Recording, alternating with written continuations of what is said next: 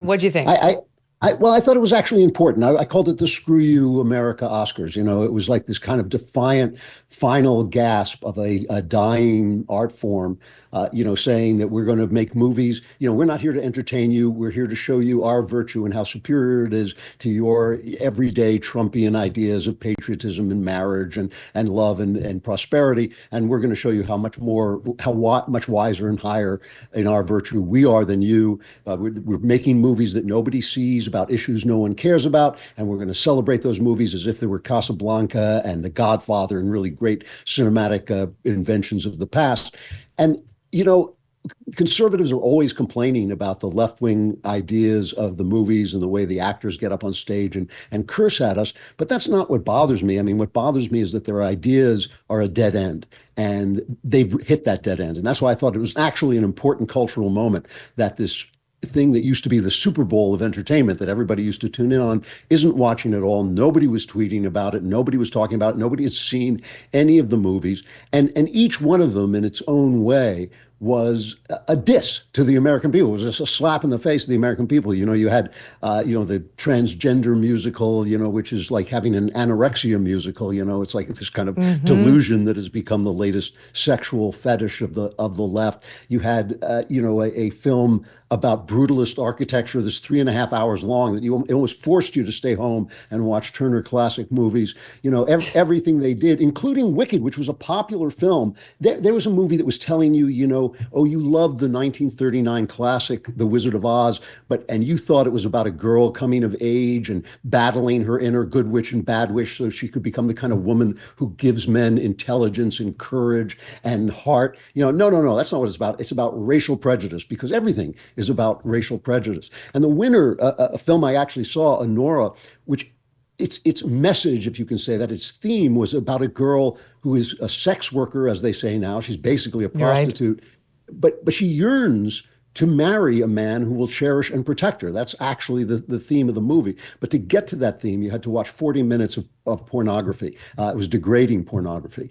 And when I was a young writer and I'd hang out with writers and you'd say to somebody, this story is boring. Every young writer will say, well, it's supposed to be boring because life is boring. And you say, yeah, but that's not how art works. And in the same way, this guy was saying to you, well, it was supposed to be degrading pornography because that was conveying the message that this way of life is degrading. But I don't want to watch it. I don't want to be degraded by the movies that I watch. And so everything about it was this hostility of people who are, Megyn, these people are incredibly talented. Every single person who is in that room, every single person who's nominated, every single person who gets on that stage has more of a gift from God than anyone could possibly deserve. They're all beautiful, they're all talented, they all know exactly what they're doing, but they're trapped inside this philosophy that is a dead end. And it's not about the politics. The politics are a symptom of the philosophy, which is this kind of empty, materialist, meaningless life philosophy that you can't make art out of because it doesn't reflect the human condition, which is the subject of art. And to me, it's just sad to watch. If you want to just think back in time for a minute, think back to 1987. 1987, the Reagan Revolution has taken place.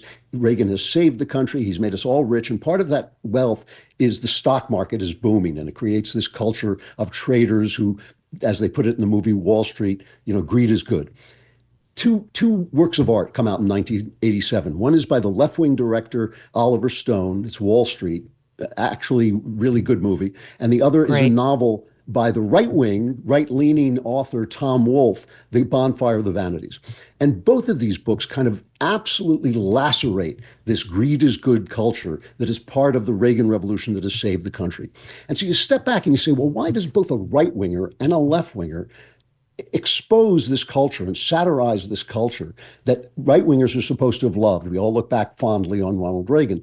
And the reason is life is really complicated. It's really complex. And so capitalism is this beautiful engine of wealth and creativity and competition, but it also reduces all of us to consumerists and to little Scrooges. And the Wordsworth had a line at getting and spending, we waste our powers. And that is true of capitalism too. Life is complex. So complex artists on both the right and the left were capable of having free and open minds enough to create works of art out of the moment we were in that were also complicated and also made us look at ourselves in new ways. That's complexity. Those are free thinkers.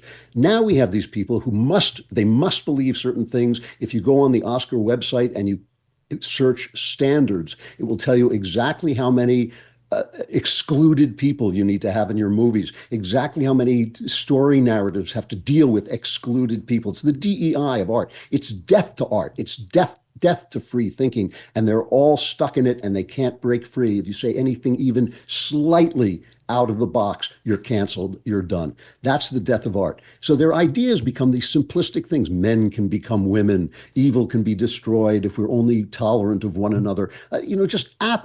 Free sex will make you liberated. These are the ideas of children. These are adolescent children ideas that turn artists into troglodytes, So now a guy who loves the arts, me, is looking at this, and I've been talking to you about this for at least 6 or 10 years. Our art scene has been dead. Our novels aren't that good. Our movies aren't that good. Some good things pop up on TV, but not that often. That's coming to an end, and that's what this Oscars was about. This was like the Terminator's fist as he sinks down into the fiery lava and is destroyed. They were showing their defiance because they know they're finished. They are This is a finished community.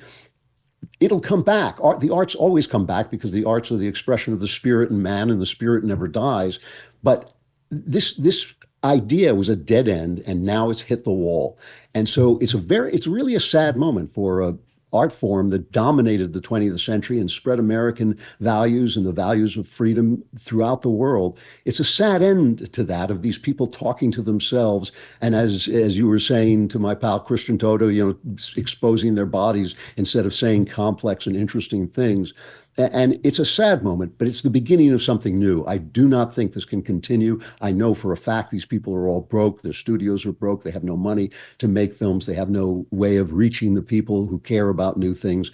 And the Trump era is not just about Trump. He's just really, in some ways, he's the cause of it, but in other ways, he's just the symbol of it. This is a true vibe shift. This is not a vibe shift for today or Thursday or Friday. This is a vibe shift that's going to continue for, I believe, decades to come. This is a new idea that has come into the world, that maybe there's more to our traditions than we thought. Maybe there's more to liberty than we thought. Maybe there's more to having different opinions and discussing them with respect than we thought. And maybe there's more to mankind and the soul of man than we were allowed to think. I think this is a big change that's coming, and these guys are going to be left behind. But this new generation, the Gen Z people, they get it, and they're going to make great art in the future. And I'm not depressed about it. I'm just waiting. I'm hoping I live long enough to see the change that's coming. I totally agree with that. I was thinking about it because Timothée Chalamet was in the news. He played Bob Dylan, and so was there and didn't win. But he was quoted recently as saying, "I really want to be one of the greats. Yep. I would love to be remembered as one of the greats, like a Brando type." And you can't do that without great material. Like, you could be the greatest ever, but if you're handed only like a bunch of absolutely meaningless drivel, it will never happen. So the great talent that's out there now should be hoping for this revolution. They should be hoping for the ashes to come such that it can then be rebuilt. Because right now, I mean, it was peak maybe 4 years ago, but it's still terrible. And I think it's going to remain, pretty terrible for a while because there's such a lead time on these movies. They should be looking at things like Maverick and seeing how well it did. Any movie involving faith, friendship, redemption, those do well. Stuff about trans operas, not so much. The winning thing about the sex worker, 15 million, no. They're slowly going to learn, and they're going to learn the hard way. You don't go out and buy a life jacket when the boat is sinking, and you don't buy gold when the economy has already collapsed. Clearly, others are heeding this advice as gold hit all-time highs already this year. It's not too late for you, too, and you could have Birch Gold help you diversify into physical gold. Birch Gold specializes in helping you convert an existing IRA or 401k in whole or in part into a tax-sheltered IRA in physical gold, and for no money out of pocket.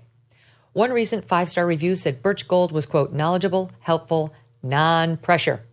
Get your free info kit on gold by texting the letters MK to the number 989898. There is no obligation, just useful information. With an A+ rating from the Better Business Bureau and countless 5-star reviews, text MK to 989898 and let the experts at Birch Gold help you secure your future today with gold. Thanks so much for watching. If you like what you just saw, hit the subscribe button for more clips and full episodes.